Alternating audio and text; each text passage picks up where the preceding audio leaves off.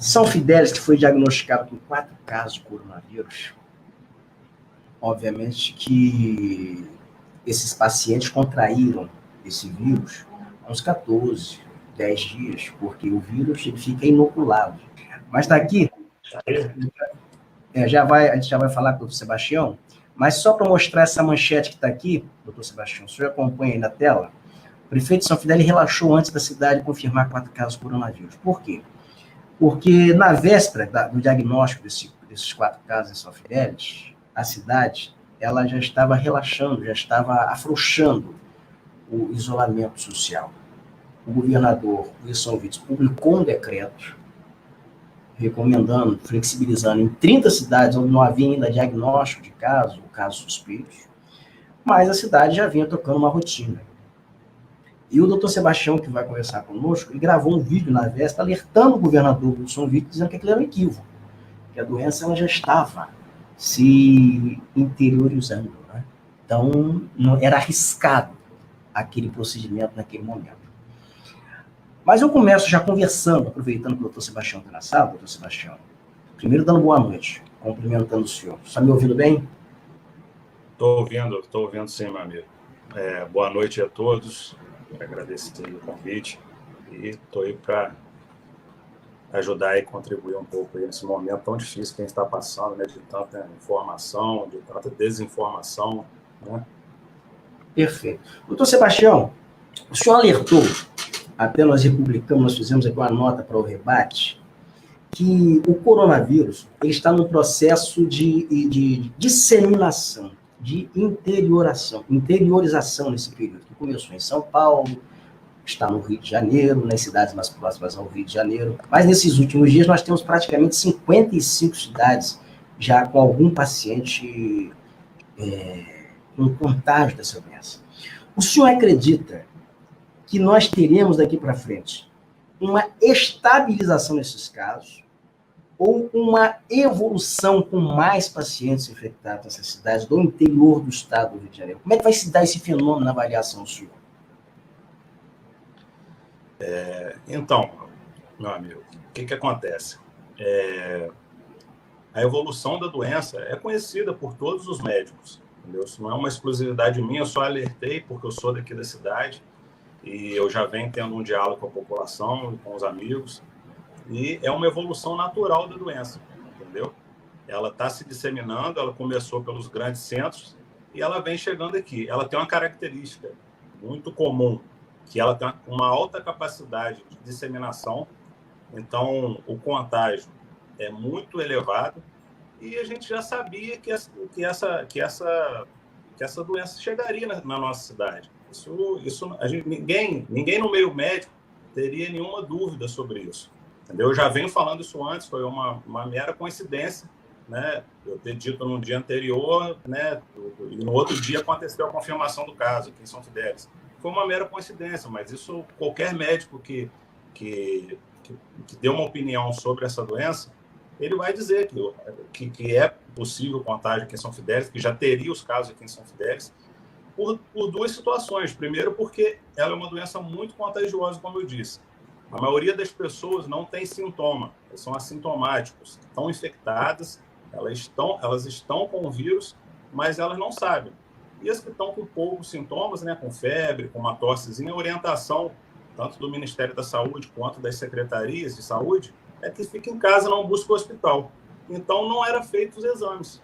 Então, a maior parte da população que poderia estar infectada simplesmente não era testada.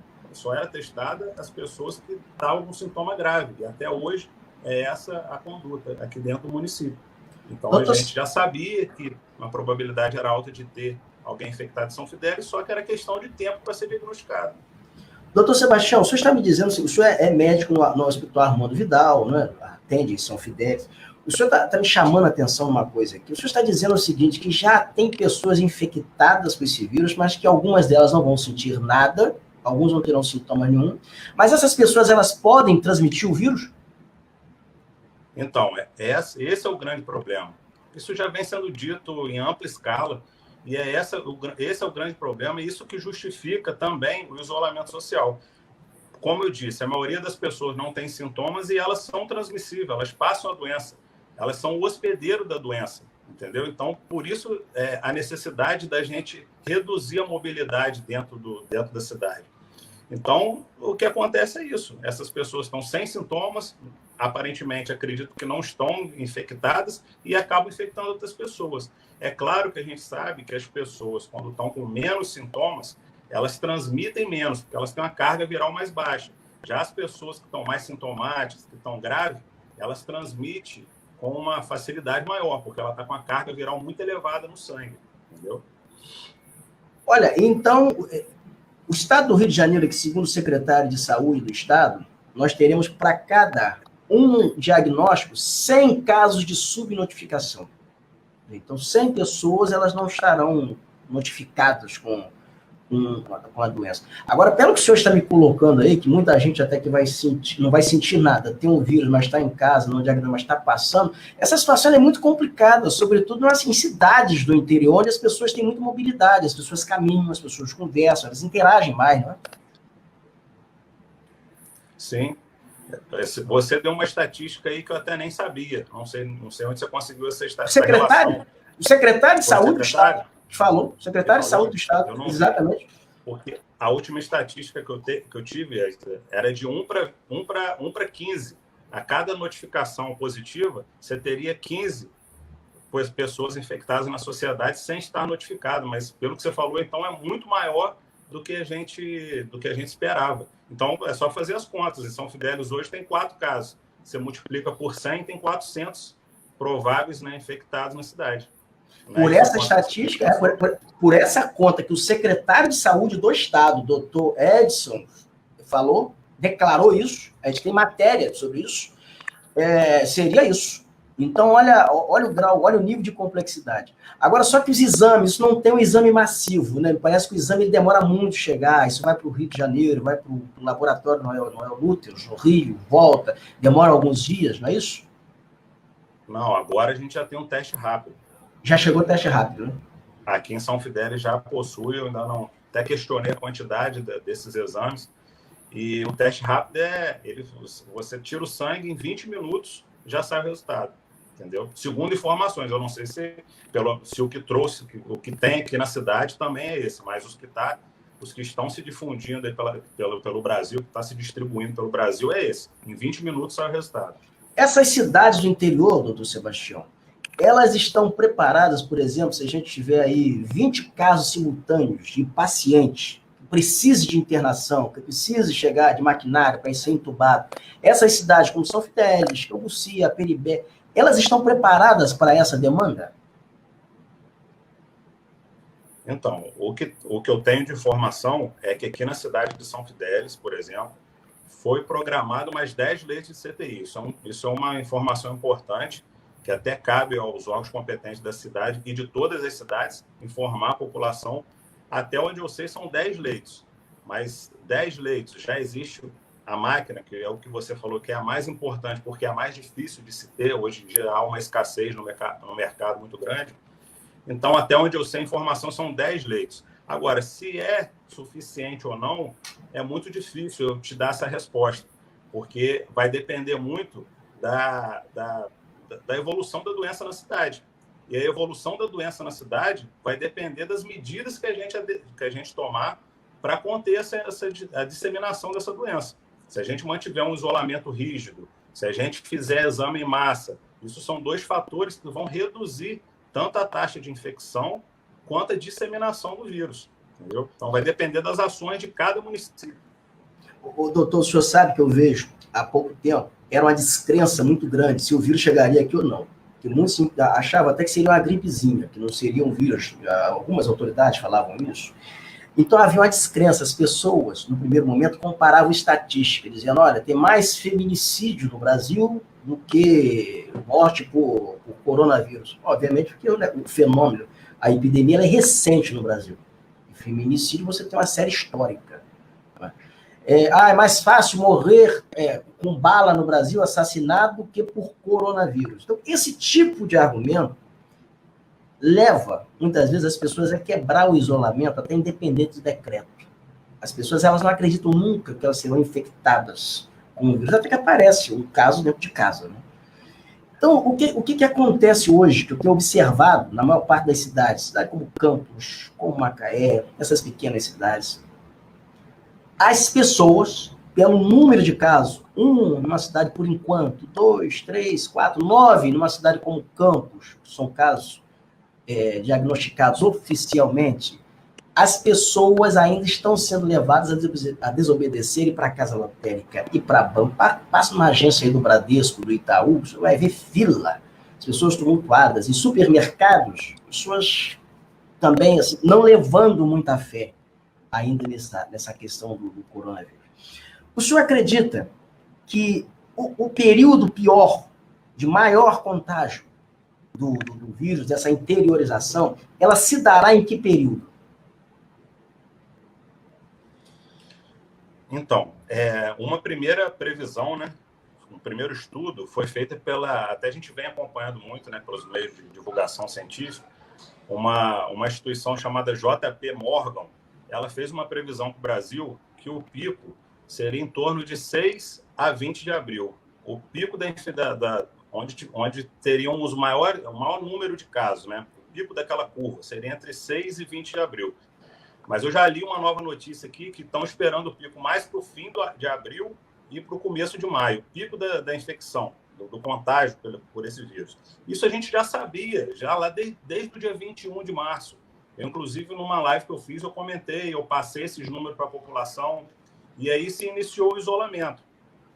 Só que aí eu acredito que a população não se ligou nesses números, não entendeu direito a evolução da doença, o tempo da doença. Aí foi passando na primeira semana do isolamento, todo mundo passou bem, todo mundo tranquilo, respeitando. Também senti que em São Fidélis que houve respeito maior. Na segunda semana, e viram que não apareceu nenhum caso, né? E aí acharam, não, então não tem nenhum caso, vamos para a rua, vamos sair. Isso daí é uma gripe. E houve também determinante, o que foi determinante, o pronunciamento do presidente Bolsonaro, no momento que ele fala que é uma gripezinha e que a gente tem que voltar a trabalhar, o nosso presidente, quando ele fala isso, ele corrobora um discurso contrário a toda a ciência, a toda a conduta médica do mundo inteiro. Então, isso ajudou muito também a dar um descrédito para essa doença. E as pessoas relaxaram um pouco. No caso específico aqui de São Fidélis, isso que você falou foi acontecendo. E só mudou um pouco o comportamento das pessoas quando confirmou o caso. Sendo que eu já havia batendo repetidas vezes, conversando com os amigos aqui, com a população, que o fato de não ter nenhum caso notificado não significa que a gente não tenha a doença aqui na cidade. E a gente estava se comportando aqui, e acredito que em todas as cidades, como se não houvesse a doença aqui dentro da cidade. Isso é um comportamento normal é o comportamento dessa pandemia, dessa doença. Entendeu? Você falou da comparação com outras, com homicídio, com feminicídio, não faz nenhum sentido, entendeu? Não faz nenhum sentido porque é uma realidade de cada país tem um índice de morte, tem um índice de doença, não faz nenhum sentido fazer a comparação. Porque a gente tem que entender a evolução dessa doença, qual é o grande problema dessa infecção viral. Porque ela infecta muita gente muito rápido e o adoecimento dessas pessoas que estão todas infectadas acontece ao mesmo tempo. Então, é muito simples. A gente tem uma população aqui em São Fidélis de 40 mil habitantes. Se 50% da população ficar infectada, tá, e você tira os 80%, eu já fiz essa conta, os 80% que são assintomáticos, você sobra aí em torno de 15% vão precisar de internação. Os 15% dessas 20 mil pessoas, né, vai dar 2 mil, quase 3 mil pessoas que vão necessitar de internação num período de um mês. Se a gente tem um hospital que tem 10, 20 leitos de CTI, como que a gente atende 2 mil pessoas? Entendeu? Então, essa é a grande questão. E aí vai começar a lotar os hospitais. E qual aí é o outro problema? Você lota os CTIs e aí, quando chegar um paciente infartado, você não tem como atender o paciente infartado, porque está cheio de gente lá com Covid. Você chega um paciente com um edema agudo de pulmão, com uma sepse, com uma pneumonia, entendeu? Com uma outra complicação, você também não tem vaga. Então, você esgota o serviço de saúde. Então, por isso que esse comportamento, por isso que essa doença causa tanto impacto né, na nossa sociedade. Não é só pelo número de óbitos. Se eu for pegar, talvez tenha doenças que matam mais do que a Covid. Porém, a forma com que ela se desenvolve, ela satura o sistema de saúde e quebra o sistema de saúde. E a gente não consegue mais atender. As pessoas vão morrer no corredor sem ter uma máquina de ventilação mecânica para a gente poder atender o paciente, porque são muitas pessoas doentes ao mesmo tempo. Esse é o grande diferencial. Outra pergunta aqui que eu vou botar na tela, o senhor responder. A pessoa assintomática transmite o vírus por quanto tempo?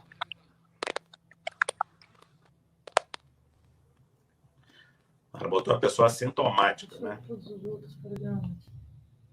A pessoa assintomática transmite o vírus por quanto tempo? Então, a pessoa assintomática é a pessoa que não tem sintoma, né? A pessoa que não tem sintoma, é difícil você determinar isso, porque como ela não tem sintoma, a gente não consegue saber quando ela foi infectada e quando acabou a infecção, entendeu? Então, não tem como você saber, mas o tempo de transmissão, normalmente, é o tempo de 7 a 14 dias de qualquer infecção, entendeu? Então, o tempo para qualquer pessoa infectada que ela transmite é de 7 a 14 dias, né? De 0, né, 7 ou 14 dias, no máximo 14 dias, depois da infecção. Tudo bem. Melhorou. Vamos a outra pergunta aqui, doutor. Olha, outra pergunta aqui, que é até uma pergunta, assim, muito... Uma pergunta minha até. Não é muita pergunta, eu vou perguntar das outras pessoas aqui, é com relação ao seguinte. Esses pacientes, os médicos que estão trabalhando, que estão atendendo esses pacientes, os enfermeiros, os servidores da saúde, eles estão bem equipados? Eles estão devidamente protegidos contra riscos de infecção?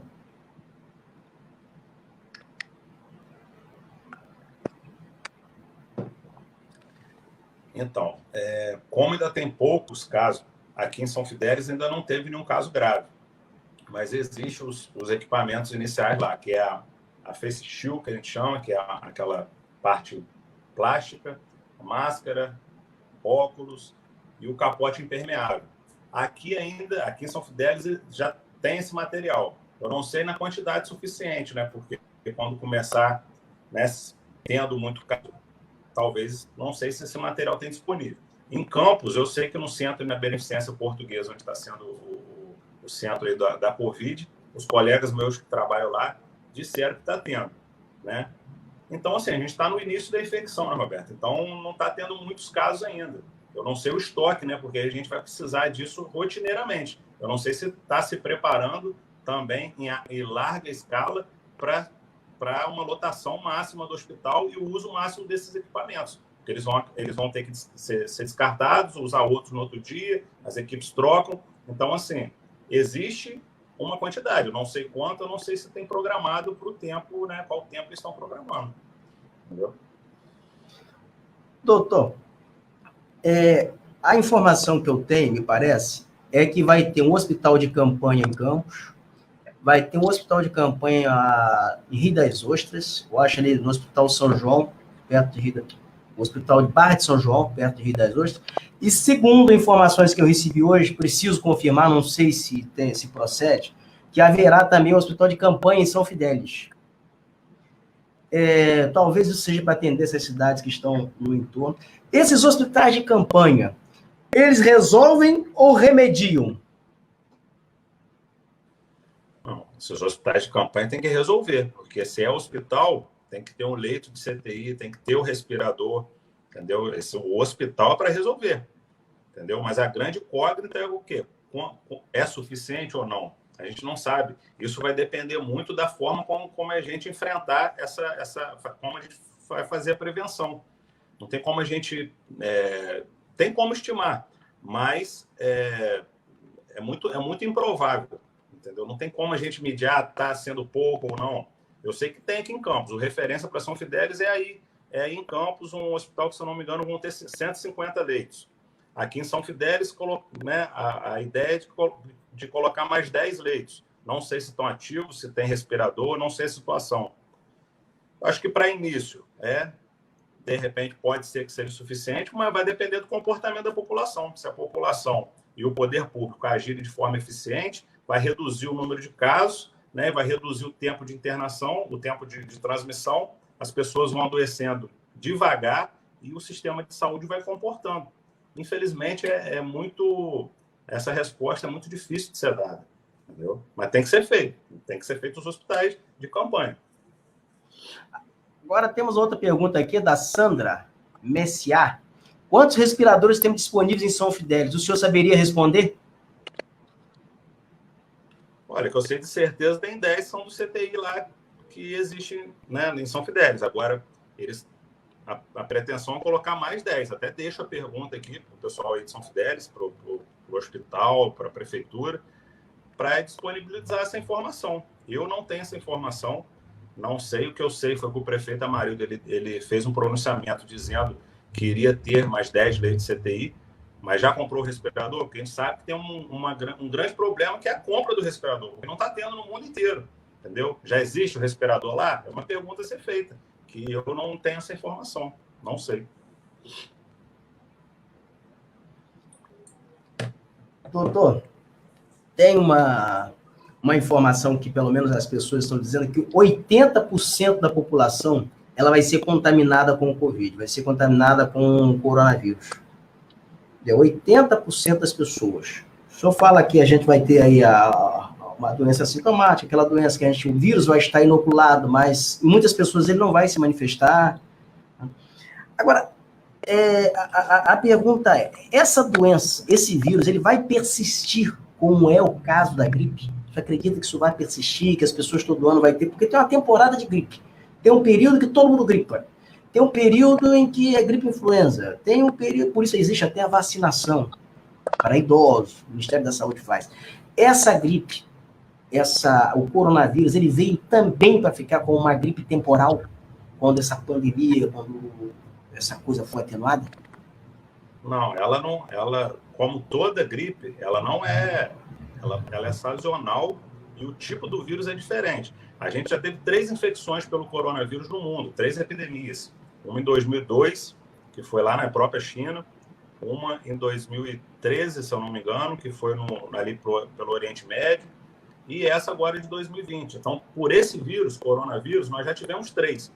Em média, ela dura 3 meses, que é o que, por exemplo, aconteceu lá na China. A China já está começando a abrir, se eu não me engano, hoje mesmo, ela começou a liberar a circulação de pessoas. Então, quer dizer, eles começaram em janeiro, janeiro, fevereiro, março, abril. Abril já cessou essa disseminação em massa do vírus, entendeu? Porque é o que você falou, ele contamina em torno de 80% das pessoas.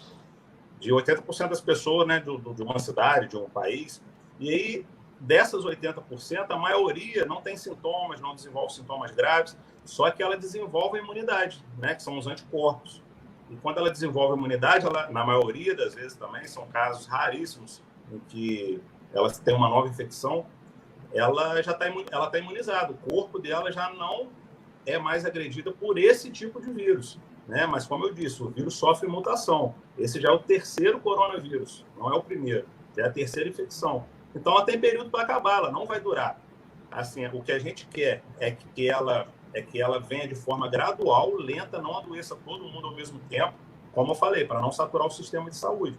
Mas, em média, 3 meses é o que está acontecendo lá na China, né? Na Itália também já está começando a cair para o descenso, na Espanha também já está começando a reduzir, nos Estados Unidos está chegando ao pico, entendeu? Porque, pelo que a gente está vendo, é uma média de 3 meses do processo, né, de disseminação, de infecção, de tratamento das pessoas, entendeu? Porque, em média, um paciente grave fica em torno de 20 a 22 dias no CTI internado, paciente grave, em torno de 20 a 22 dias, entendeu? Olha, tem uma informação do Ricardo Rocha Freitas, ele informa o seguinte, a informação passada por uma conselheira de saúde hoje, no grupo de WhatsApp do Conselho, é de que o Hospital de Campanha de São Fidélis será construído na Vila dos Coroados. E tem aqui também a pergunta da Elisângela Silva, uma pessoa que já teve tuberculose há 3 anos atrás, está no grupo de risco? Não está no grupo de risco, não. Se ela só teve tuberculose, ela está curada e ela não tem mais nenhum sintoma da tuberculose, não está no grupo de risco. Mas a gente sabe que tem que ter um cuidado, né, redobrado, porque ela já tem uma lesão no pulmão, né? Ela já tem, eu não sei a extensão, né, porque às vezes ela ficou com uma sequela muito grande e ela está com um parênquima pulmonar, né, muito lesionado, isso pode facilitar a infecção, ou tendo a infecção, né, ela já tem uma parte do pulmão comprometida, isso pode ser um agravador do problema dela, entendeu? Mas não entra no grupo de risco especificamente, não, porque é uma doença infecciosa que já foi tratada e, se está curada sem nada, não se encaixa no grupo de risco.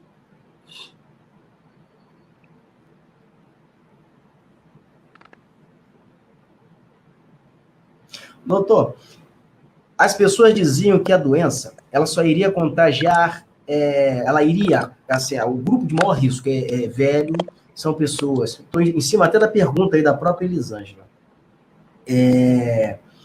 idosos, uma determinada faixa de pacientes. Mas ela já matou, uma doença que já matou também crianças. Aqui no Rio de Janeiro matou jovens. Um jovem que morreu aqui, um músico no Rio de Janeiro, que é para falar do jovem saudável, e o rapaz morreu. Eu queria saber o seguinte, na verdade, quem é grupo de risco efetivamente e quem não é grupo de risco? Dá para dizer que existe, esse aqui é grupo de risco, esse aqui não é. Há um conhecimento suficiente da medicina sobre essa doença para se afiançar isso?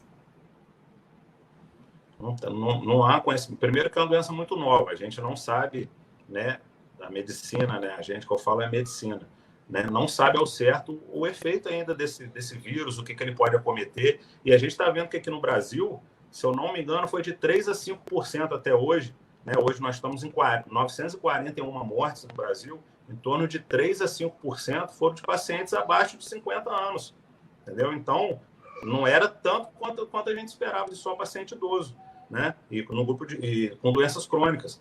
Então, existe uma chance, sim, de pessoas abaixo de 60 anos e sem comorbidade, sem doença, de ter o vírus. A porcentagem está aí, 5%. É o que eu posso te dizer. De cada 100, 5 podem, com Covid, 5 podem falecer. A pergunta aí da Edielen Almeida. Crianças que teve pneumonia e tem sinusite, está no grupo de risco? Não. Da mesma forma que a tuberculose, apesar da tuberculose ser uma doença mais grave, pessoas que tiveram doença infecciosa e estão curadas, não tem nenhum, a não ser que ela esteja com processo de pneumonia, de sinusite, isso vai debilitar um pouco o corpo dela, a imunidade, e vai fragilizar e vai estar mais suscetível à infecção. Mas isso não é considerado uma doença crônica, isso é uma doença infecciosa aguda. A vacina de pneumonia evitaria caso? É a pergunta do Jadimar Botelho. Não. A vacina para pneumonia, assim, né? Ele botou muito genérico aí. Deve ser para pneumococo, que é uma bactéria que causa infecção, né, nos pulmões. Pode ser influenza também. E eu acredito que ele botou evitaria casos graves de Covid, né? Deve ser o questionamento. Não tem nada a ver. Se você tomou vacina para pneumonia, para pneumococo, para influenza, não altera a gravidade do Covid, porque são doenças diferentes. A intenção de vacinar, primeiro, porque já está na rotina da folha vacinal do Brasil, e que, se você tiver uma pneumonia por influenza, você pode pegar junto também a pneumonia por Covid, facilita, enfim, não tem nenhuma relação de gravidade você tomar ou não uma vacina para pneumonia em relação ao Covid. Ó, tem uma outra pergunta aqui, ó. Não, peraí, não é essa aqui, não. A pergunta que eu quero é essa aqui, ó. Quem tem epilepsia está no grupo de risco? Então, a epilepsia são pessoas que têm crise convulsiva recorrente, é classificada como uma doença crônica. Então, sendo uma doença crônica, ela se encaixa assim no grupo de risco, tá? Olha, aqui tem também o Weber Hernandes, ele diz o seguinte, ó, minha esposa tem depressão, toma remédio controlado, mas tem baixa imunidade. Para essas pessoas que tomam esses remédios controlados, doutor, qual é o risco efetivo, na verdade, é para todo mundo, né? Todo mundo tem risco. Mas, assim, qual é a razões para uma preocupação também especial? Não tem nenhum estudo que comprove, nenhum artigo científico que tenha relação de quem toma remédio controlado com baixa da imunidade. O que tem é se ela tem uma depressão, ela está num processo, né, de depressão, de surto, né, de depressão, ali agudo no momento, né? Isso daí já a imunidade dela, e ela está suscetível, porque é uma doença crônica também, depressão também é uma doença crônica, ela causa uma baixa na imunidade, e isso faz com que ela entre no grupo de risco. Então, se ela tem depressão e toma um remédio controlado, não é por tomar o remédio controlado, é por ter a doença crônica, entendeu? Não é o remédio que faz ela baixar a imunidade ou estar no grupo de risco, é a doença crônica. Se ela tem a doença crônica, né, no caso de depressão, ela se encaixa no grupo de risco, entendeu? É uma doença crônica, como outra, uma doença psiquiátrica, mas é uma doença também que baixa a imunidade e se encaixa no grupo de risco. Bom, doutor Sebastião Neto, eu vou agradecer a participação do senhor aqui, porque senão a gente vai ficar respondendo perguntas aqui a noite toda. Isso daqui a participação é muito grande aí em São Fidélis, aqui na região toda, várias cidades aqui, tem gente até de Rio das Ostras aqui. Estou recebendo aqui pelo WhatsApp aqui perguntas aqui. Mas eu quero agradecer ao senhor por essa participação aqui, parabenizar o senhor aí pelo trabalho e, sobretudo, de orientação até em rede social, porque a palavra do médico nesse momento, de quem entende, a advertência que o médico faz, ele está de frente com o problema, está trabalhando, quem trabalha com saúde nesse momento é que está no front. Então, isso é muito importante para a comunidade, muito mais até do que os palpiteiros, porque nessa hora que aparece palpiteiro, tem gente que tem fórmula milagrosa, aparece de tudo nessa hora, né? Mas a gente tem que ouvir quem sabe nesse momento como orientar, como advertir, como pedir, como recomendar, são os médicos. Então, parabenizo o senhor por esse trabalho em São Fidélis, tá certo? E gostaria de contar com o senhor aqui outras vezes, sempre que for preciso, no decorrer desse problema todo, dessa pandemia. A gente não sabe como isso vai ficar, com que iremos nos defrontar. Mas muito obrigado, tá bom? Não, eu que agradeço aí. Eu acho assim que a gente vive um momento estranho, né? Que as pessoas não querem acreditar na ciência. E o que eu digo aqui, que fique bem claro, não é a minha opinião. Não é opinião. A gente tem que saber separar opinião de ciência. Ciência são coisas comprovadas, são coisas que existe estudo de pessoas pelo mundo inteiro. O que eu passei de informação aqui para as pessoas não é a minha opinião pessoal. São os meus estudos, a minha avaliação que eu fiz de pessoas que estudam as doenças, pessoas que têm acúmulo, grandes cientistas, e que aí nos orientam e a gente passa para a sociedade. Então, o que eu peço encarecidamente para a população é que ouçam, não só a mim, mas os médicos profissionais da área de saúde, as instituições de saúde, porque são elas que entendem, entendeu? Não é um político, não é um seu vizinho, não é o cara que grava uma selfie, que grava uma live em casa e não entende nada e dá pitaco. Não são essas pessoas que devem ser ouvidas. A gente tem que ter esse cuidado de saber quem está falando, entendeu? Para poder saber se ela realmente entende daquele assunto. Porque hoje fica esse problema, essa desconfiança, esse descrédito, e isso, no final de tudo, pode gerar morte. Isso é muito grave. Então, assim, eu também agradeço o espaço aí de poder estar dialogando com a população, de poder estar contribuindo. A intenção é essa, num momento tão difícil, que a gente nunca passou por isso. A gente está perdido também porque a gente nunca passou por isso. Lá na China, eles já passaram por essa pandemia, eles sabem, eles acreditam realmente, isso já aconteceu com eles. E eles sabem como se comportar. E a gente aqui ainda está, né, perdido no tempo, perdido nas informações, sem saber se comportar. Então, o que eu digo para a população é isso. Vamos seguir as orientações aí do Ministério da Saúde, da Organização Mundial de Saúde. E o que eu passar para todo mundo aqui vai ser baseado nesses órgãos, nessas instituições. Tá? Agradeço o espaço aí que você tem me dado aí. Quando você me chamar, eu vou estar presente aí também. Quando você quiser, a gente está à disposição para poder ajudar. E muito obrigado e boa noite para todo mundo aí que está assistindo também. Muito obrigado, doutor. Grande abraço aí. Obrigado. Está aí a participação do doutor Sebastião Neto, que é médico em São Fidélis, no Hospital Armando Vidal. E nós até tivemos, peço desculpas a vocês aí por esse problema técnico que nós tivemos, mas foi rapidinho, a gente solucionou aqui. A gente teve um pequeno delay, mas a gente conseguiu tocar o processo todo. Obrigado, Roberto, pela atitude. Vamos botar aqui o comentário. Obrigado, Roberto, pela atitude. Sebastião Neto, pelas informações. Quem puder ficar em casa é o melhor remédio antes da vacina criada. José Roberto Lopes. Verdade, Roberto, concordo com você em gênero, número e grau. A Priscila Diniz, boa noite. Fica em casa, São Fidélis. Fica mesmo, Priscila? Eu estou em casa, eu adotei essa rotina, confesso a vocês, desde 2 semanas antes de ser recomendado o isolamento, eu já estava em isolamento. Porque eu já, assim, conseguia pelos noticiários, tudo, antever onde é que nós iríamos chegar. Mas deixa eu dar uma sugestão para vocês aqui, ó, esse livro aqui, essa leitura desse livro, Gripe Espanhola em São Paulo, 1918, Epidemia e Sociedade, de Cláudio Bertoli Filho. Ele é um pesquisador, um historiador. O livro é fantástico. Ele tem aqui noticiários da época, ele resgatou, ele foi nos arquivos oficiais, ele ouviu pessoas que viveu o período da gripe espanhola em São Paulo. Então, é muito bom esse livro. É um apanhado. E foi uma gripe que matou um presidente da República, matou o Rodrigues Alves. E vocês vão se deparar aqui com muitas coisas semelhantes. Vocês vão achar, assim, em termos de época, meu Deus do céu, mas ainda temos isso. Mas tem. Tem muitas coisas que vocês vão encontrar aqui que se parecem. A única coisa que vocês não vão encontrar aqui é o presidente fazendo propaganda de remédio. Até porque o presidente da época que estava eleito morreu.